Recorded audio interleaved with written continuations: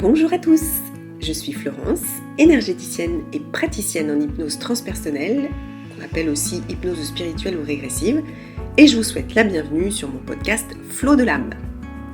Alors ce podcast, j'ai envie que ce soit un peu comme une soirée entre amis où on papote, où je vous livre mes questionnements, mes réflexions, en vous partageant ce que j'ai pu comprendre au travers de mes lectures, de ma vie perso et puis également de ma vie pro avec mes séances d'hypnose transpersonnelle. Je vais y parler de sujets qui tournent autour de la spiritualité, du développement personnel et je vais essayer de le faire avec humour, légèreté et simplicité. Alors si ça vous tente, prenez une bonne tasse de thé ou un petit verre de vin et c'est parti, papotons! Bonjour et bienvenue dans ce nouvel épisode. Aujourd'hui, je voudrais vous parler d'un phénomène qui n'est pas encore très connu. C'est les sorties hors du corps, les SHC. Et pourquoi je vais vous parler de ça ? Parce qu'il m'est arrivé un truc assez fou que je vais vous raconter. Alors déjà, avant de vous raconter ça, je vais vous raconter ce qui m'arrive depuis 2-3 semaines. Alors quand l'épisode sera en ligne, ça fera plus que ça, mais bon, bref. Premier truc de fou. Il y a donc 3 semaines environ, j'avais pas trop le moral, j'étais en plein doute, mauvais mood, tellement que j'arrivais à me dire mais est-ce que tout ça, la spiritualité, les âmes, les machins, c'est pas du bullshit en fait Et oui, ça arrive aussi, faut pas croire, parfois je réécoute mes propres épisodes pour appliquer les conseils que je donne. Donc ce matin-là, j'ai un soin énergétique à faire pour ma maman. Et comme à chaque début de soin, avec mon pendule, je me connecte à mon âme et à mes guides, et parfois je demande si mon père est là. Et la réponse, elle est toujours non. Et ce jour-là, la réponse est oui. Alors étonnée, je redemande une deuxième fois quand même à mon pendule, parce que bon, le pendule, parfois on peut faire de l'auto-suggestion, mais non, visiblement, il était là.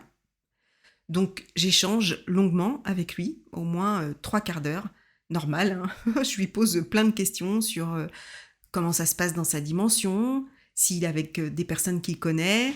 Bref, on papote tranquille, quoi. Et à la fin, je lui dis « Écoute papa, il faut vraiment que tu m'envoies un signe parce que ces temps-ci, j'ai du mal à garder la foi. Je sais qu'elle est en moi, mais c'est difficile. C'est vraiment difficile. Et j'ai vraiment besoin d'un signe de ta part. » Et là, franchement, te parler avec mon pendule, c'est quand même hyper chelou. Bref, j'arrête là la conversation, je le remercie, je fais mon soin et puis j'y pense plus. Faut savoir que mon père adorait les pies.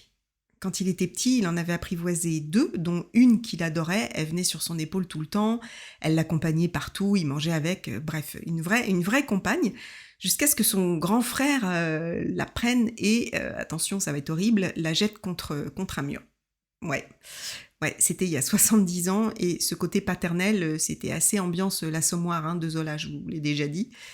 Mais bon, bref, cet événement l'a marqué, évidemment, et donc, enfant, mon frère et moi, et puis ses petits-enfants, on connaissait tous sa passion pour les pies. Il y a quelque temps, mon neveu, qui était très très attaché à mon père, raconte à ma mère que pendant 2-3 jours, une pie est venue taper à son carreau. Il lui a dit, en plaisantant, « C'est peut-être papy. » Mon neveu comprend absolument pas mon domaine, il est hyper cartésien, donc, mais quand même, il a quand même eu cette réflexion. C'était peut-être papy. Donc, bon, voilà le contexte. 2 jours après ce contact avec mon père, je vais chez ma fille aînée, Charlotte, celle qui est médium et que vous connaissez peut-être, et je vais la chercher parce qu'elle organise une retraite spirituelle, et je vais avec elle pour, entre autres, proposer une séance d'hypnose collective, et donc on fait la route ensemble. Donc j'arrive, je me gare à quelques mètres de sa maison, je sors de la voiture en l'attendant pour profiter du bruit des oiseaux, et je me mets dos à sa maison. Donc il faut savoir que dans sa rue, ce sont des maisons mitoyennes et il y en a 3. Donc ça fait quand même pas mal de fenêtres. Au bout de quelques secondes, j'entends un cri, mais je reconnais pas ce cri. Et c'est comme un cri, alors je pense que c'est un oiseau, mais c'est un cri d'appel hyper fort, qui couvre le bruit de tout le reste en fait, de tous les oiseaux. Et ça crie 2 fois, 3 fois.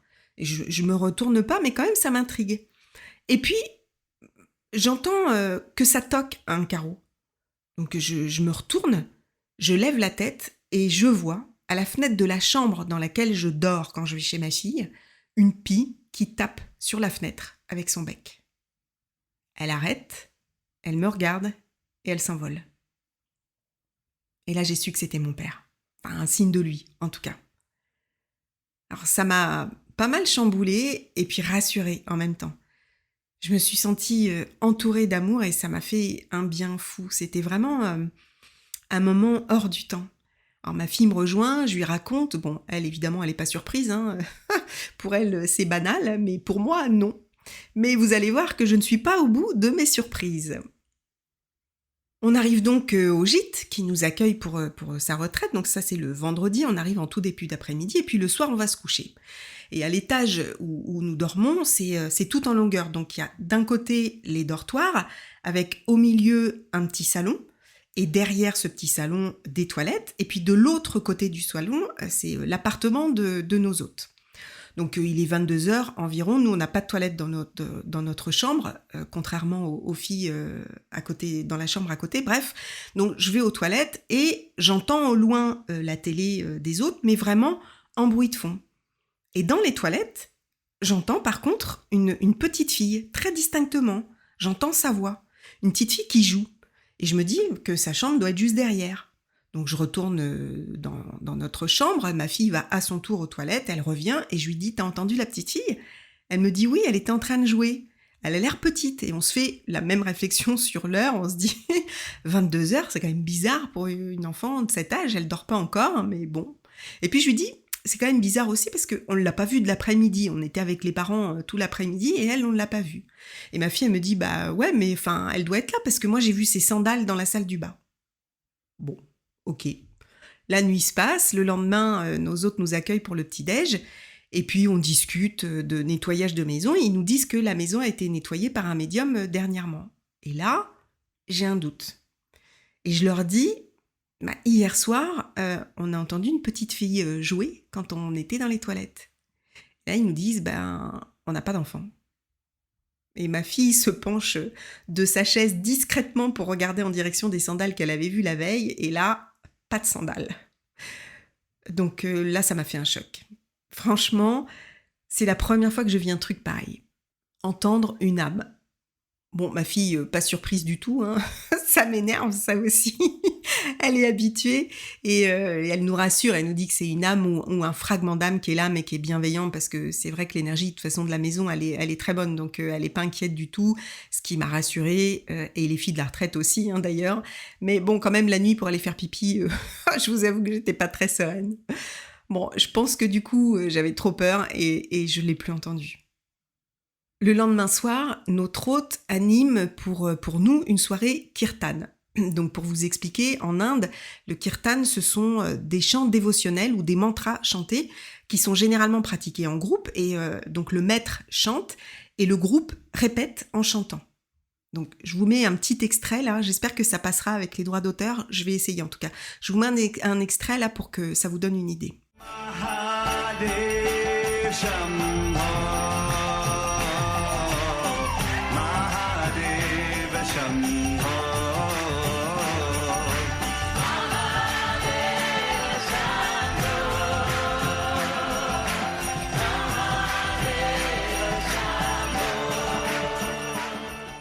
C'est hyper puissant, franchement, ça nous a transportés, on s'est toutes senties traversées par ces chants et c'était un moment vraiment fou.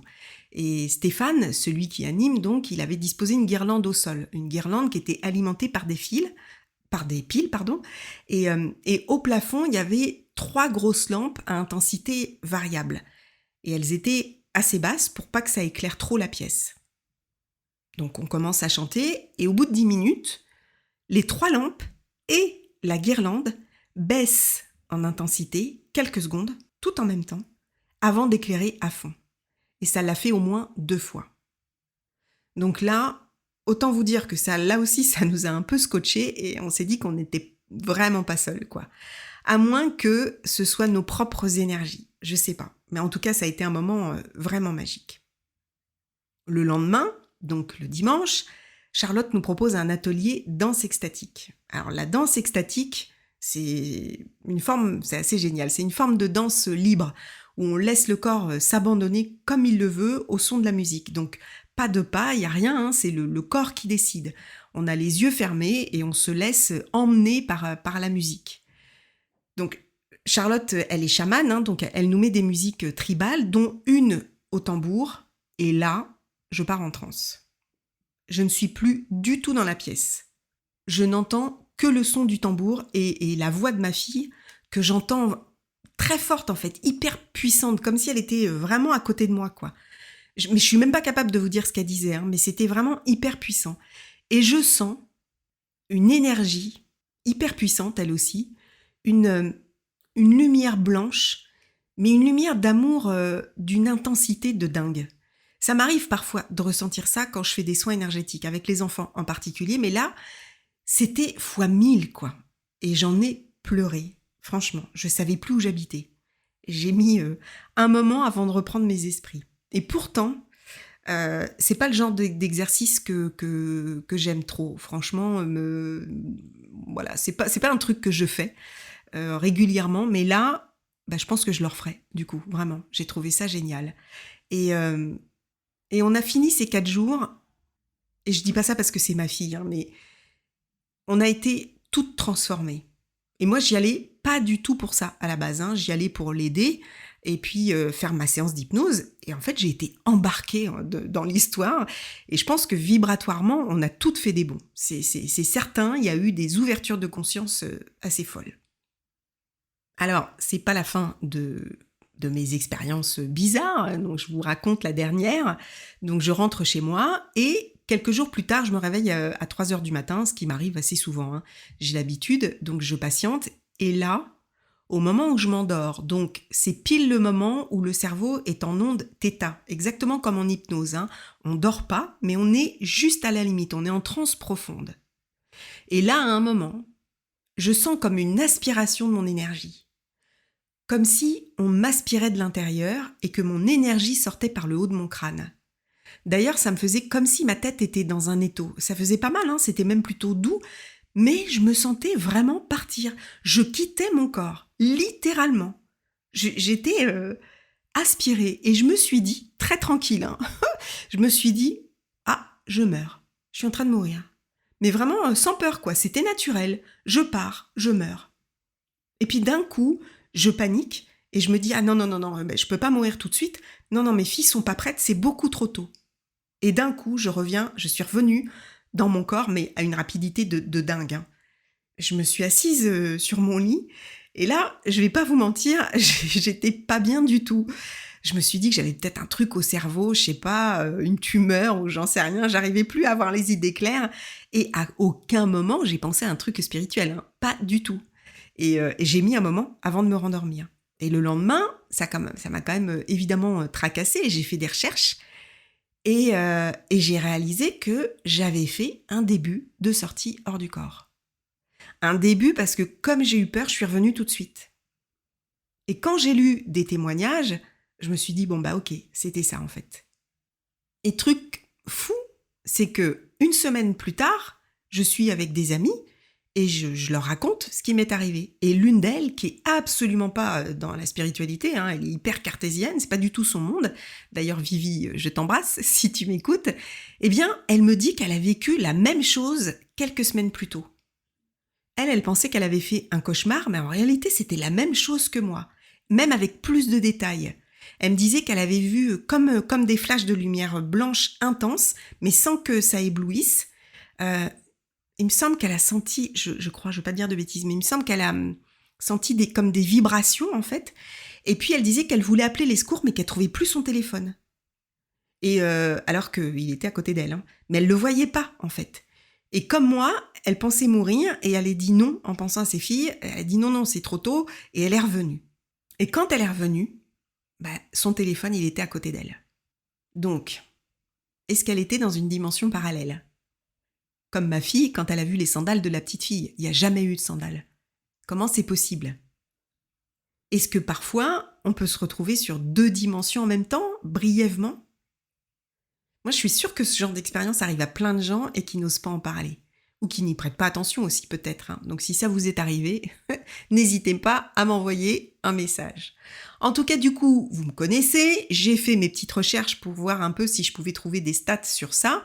Et évidemment, j'ai trouvé, merci ChatGPT. Et il se trouve que d'après lui et des études sérieuses qui ont été menées, 10 à 20% de la population mondiale aurait déjà vécu au moins une SHC dans sa vie, volontaire ou spontanée. Alors, oui, je vous entends d'ici. Flo, tu voudrais pas nous expliquer un peu ce que c'est, s'il te plaît SHC, volontaire, spontané, explique. Allez, ok. J'avoue que c'est un domaine que je connais peu, donc je vais essayer de pas vous dire de bêtises. Je connais peu, mais ça m'intéresse depuis un moment déjà. En fait, j'ai découvert ça il y a quelques années avec une série télé qui est sur Netflix, je crois, et qui s'appelle Mon amie Adèle. Alors, cette série, elle est un peu flippante et je vais pas vous spoiler, mais sachez que la méthode pour faire une SHC dans la série, ça c'est plutôt ok. Mais en revanche, qu'une autre âme intègre votre corps pendant que vous voyagez, ça c'est pas possible. Notre âme, en fait, elle est reliée à notre corps en permanence par une espèce, on appelle ça la corde d'argent, je sais pas si vous en avez déjà entendu parler, mais c'est une espèce de corde énergétique, en fait, qui nous relie, qui relie l'âme au corps physique et qui s'en détache uniquement quand on meurt. Donc, impossible que quelqu'un d'autre entre dans votre corps pendant que vous faites un voyage. Alors, que se passe-t-il quand on fait une SHC ? Alors là, il y a des centaines, que dis-je, des milliers de témoignages. Cherchez sur YouTube, vous allez voir, c'est hallucinant. Alors, les histoires, elles sont vraiment propres à chacun, mais on retrouve quand même le point de départ identique, c'est-à-dire que on se sent sortir de son corps, qu'on flotte dans l'espace de la pièce et qu'on voit son corps allongé, et nous, on est au-dessus. Et on peut traverser les murs, aller dans d'autres pièces. Et pour certaines personnes plus aguerries, elles peuvent même aller où elles veulent, sur la planète et même dans l'univers. Eh oui. Alors, vous avez l'un des plus célèbres, qui est Mark Coburn, qui fait des SHC depuis son enfance, visiblement, et qui en parle depuis quelques années. Avant, il a pas osé en parler, en fait. Il s'est lancé il y a quelques années. Il en a fait un livre qui s'appelle 0,001% l'expérience de la réalité.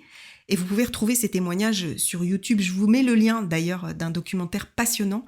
Je vous le mets en description. C'est un peu déroutant, j'avoue, parfois, mais ce qu'il raconte, c'est quand même très, très exceptionnel. Donc, lui, visiblement, en tout cas à ses débuts, il faisait des sorties spontanées, c'est-à-dire qu'il ne faisait rien pour que ça arrive. Un peu ce que j'ai vécu, quoi. Moi, j'ai rien demandé, et hop, mon corps est parti. Donc ça, ce sont des SHC spontanés. Visiblement, il en fait des volontaires depuis quelques années. C'est-à-dire que c'est lui qui décide de sortir de son corps.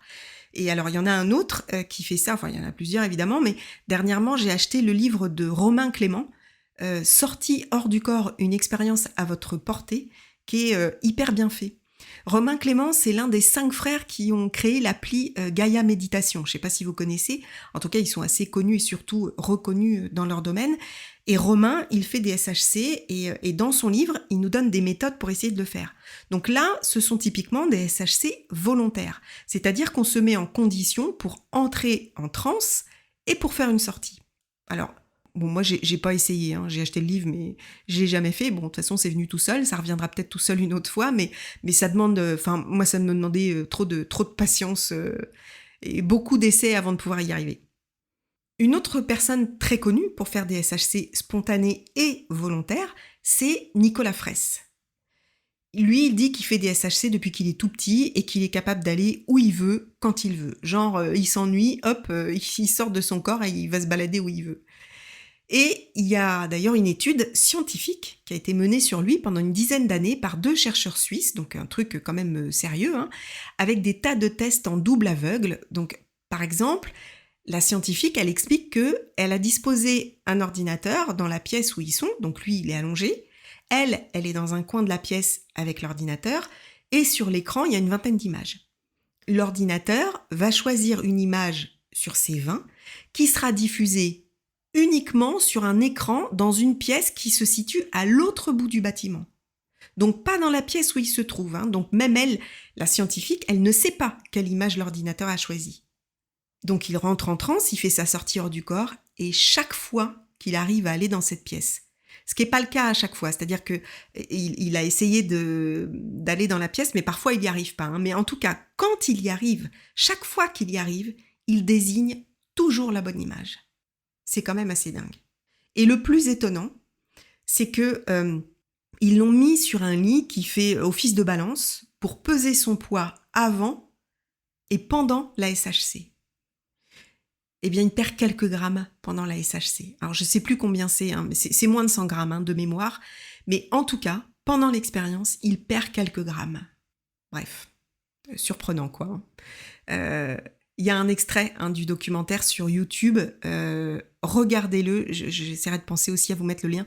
Regardez-le parce que vous verrez, c'est quand même bluffant.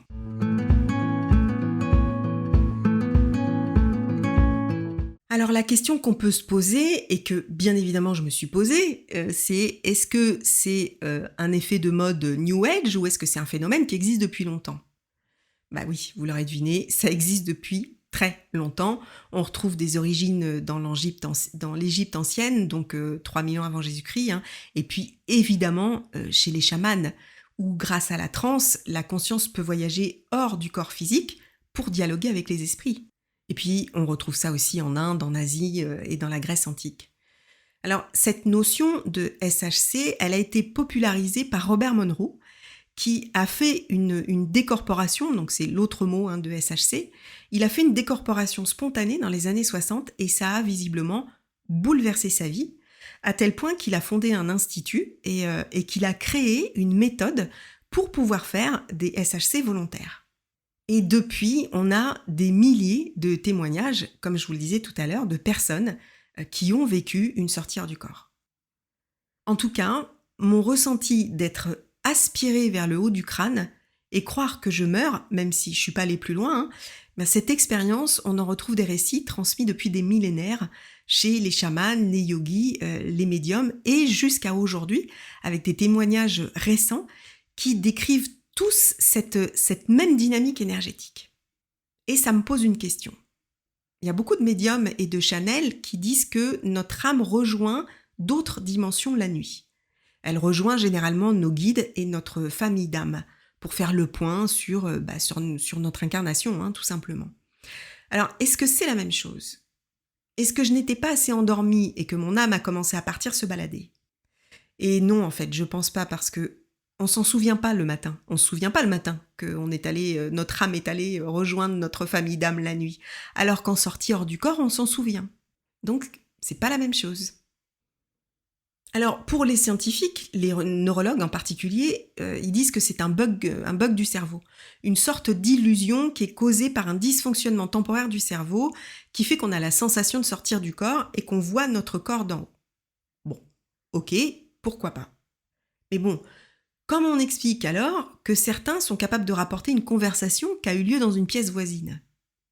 Ou comment on explique Nicolas Fraisse et ses images? Ils restent pas dans la pièce, ils vont où ils veulent. Et Mark O'Byrne, qui parcourt l'univers et qui va parler avec des habitants d'autres mondes. Oui, je vous assure, c'est ce qu'il raconte. Regardez vraiment le documentaire à son sujet, c'est vraiment surprenant. Et surtout, j'insiste parce que c'est pas un illuminé, quoi. Je crois que c'est un ancien dirigeant d'entreprise, je crois, un mec qui est pas perché du tout, quoi. Qui est vraiment, qui a les pieds sur terre. Donc, on ne peut que croire à ce qu'il raconte, en fait. Et en plus, c'est tellement détaillé. Tu te dis, mais le mec, il peut pas inventer ça, quoi. C'est pas possible. Donc, en tout cas, bug du cerveau, oui, je veux bien, mais ça explique pas tout quand même.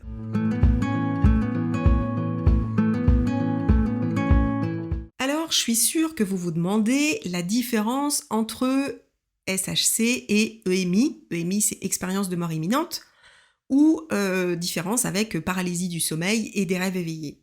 Parce que je suis convaincue que vous avez au moins vécu l'une de ces expériences, même si vous en souvenez pas. Alors, je vais tenter de vous expliquer. Alors, pour commencer, la SHC, donc sortir du corps. Donc là, on se sent aspiré, ce que je vous expliquais tout à l'heure. On peut même sentir une espèce de vibration, comme mon ami, et voir des flashs de lumière. On a la sensation de quitter consciemment son corps physique et de l'observer depuis l'extérieur, et pour certaines personnes, de voyager dans d'autres espaces ou autres dimensions. Un peu comme un oiseau qui vole, en fait. On est conscient et on se déplace où on veut. La conscience, elle est très claire.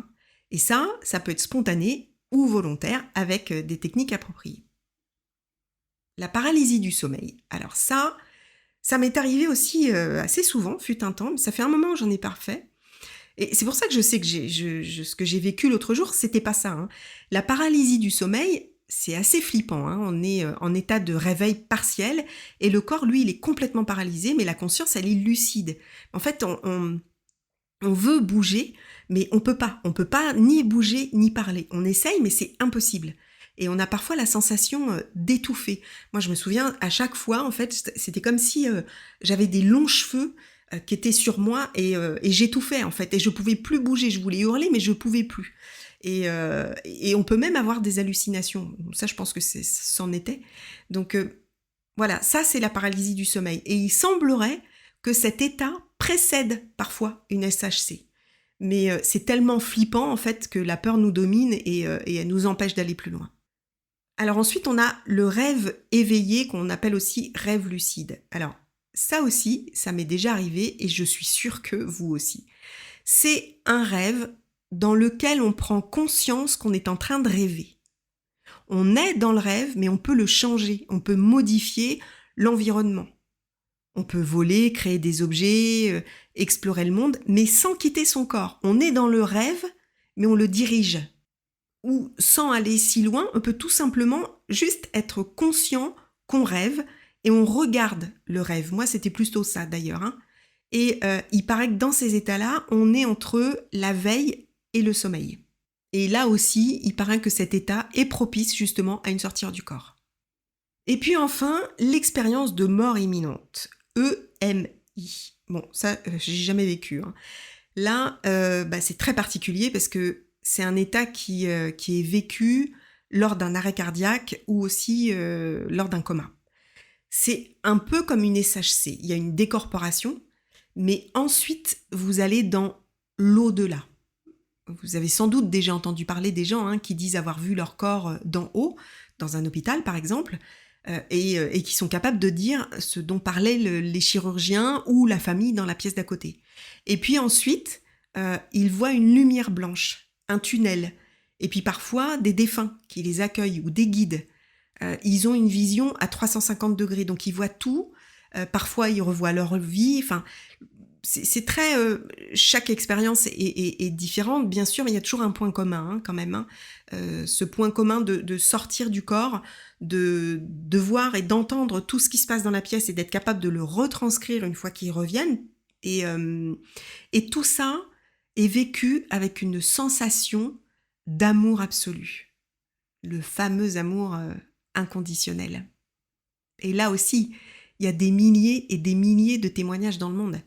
Et pour la plupart d'entre eux d'ailleurs, pour la plupart des personnes qui ont vécu ça, ça a changé complètement, radicalement leur vie. Pour commencer d'ailleurs, ils ont plus peur de la mort et ils vivent une vie beaucoup plus en conscience, beaucoup plus à l'écoute des autres. C'est des gens généralement qui se tournent après vers les autres avec bienveillance et qui essaient de retransmettre un peu l'amour qu'ils ont connu, qu'ils ont senti là-haut. Ils essaient de le retransmettre dans leur vie. En tout cas, c'est une expérience qui bouleverse la vie. Alors, je mettrai quand même à part le rêve éveillé et la paralysie du sommeil, parce que généralement, il n'y a pas de vision spirituelle, contrairement à la SHC et à l'EMI. Il y a vraiment une portée spirituelle très forte, avec des messages puissants de l'au-delà, des messages qui changent considérablement votre vie et la vision que vous en avez. Et tous le disent en fait. Après ces expériences, ils savent qu'ils ne sont pas qu'une personnalité et un corps physique. Ils savent qu'ils sont autre chose, quelque chose de bien plus grand, dans un espace bien plus grand. En réalité, je pense qu'ils se sont reconnectés à leur âme, en fait. Ils se sont reconnectés à leur âme, à l'amour et à la source. Bon, en tout cas, moi, je regrette d'avoir eu peur et d'être revenue dans mon corps. Et parce que moi, je rêve de me balader dans les nuages, là, cool, aller au-dessus des chutes du Niagara, aller dans l'espace, sur d'autres planètes, rencontrer mon guide en vrai. Mais bon, je sais pas si j'aurai de nouveau l'occasion et peut-être que j'aurai peur à nouveau. Alors, chaque soir, je dis à mon âme, ok, tu peux y aller. J'aurai pas peur, mais non, il se passe rien. Mais bon, il y a peu que ça m'est arrivé, donc j'ai encore du temps devant moi. Peut-être que ça m'arrivera, j'espère. Et si c'est le cas, je viendrai vous raconter.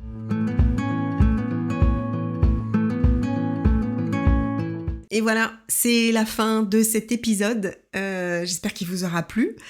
J'hésiterai pas à vous faire un update s'il se passe d'autres choses dans ma vie, hein. Bon, là, j'avoue que j'en ai eu pas mal quand même sur une courte période, qui ont été, assez bluffantes et vraiment ça me tenait à cœur de le partager avec vous. Parce que juste aussi pour vous dire que parfois, on a des signes, en fait, on en a toujours, hein, quand on est en plein doute ou, quand on s'adresse, à Dieu, à l'univers, peu importe, quand on est en plein désarroi. Je pense que réellement, plus on fait attention et plus on les voit, ces signes, hein. Les signes de nos défunts, les signes de nos guides. Et je pense que c'est ça en fait, hein. Moi, je pense que je m'éveille entre guillemets, hein. Il n'y a rien de prétentieux là-dedans dans ce que je dis, mais je pense que comme j'y fais de plus en plus attention, du coup je les vois évidemment, beaucoup plus qu'avant. Mais voilà, faites-moi part en tout cas si vous avez eu des expériences de ce genre. Si vous avez vécu des trucs un peu bizarres comme moi, voilà, n'hésitez pas à me raconter. Je vous dis à très bientôt pour un nouvel épisode et en attendant, bien évidemment, comme d'habitude, prenez bien soin de vous.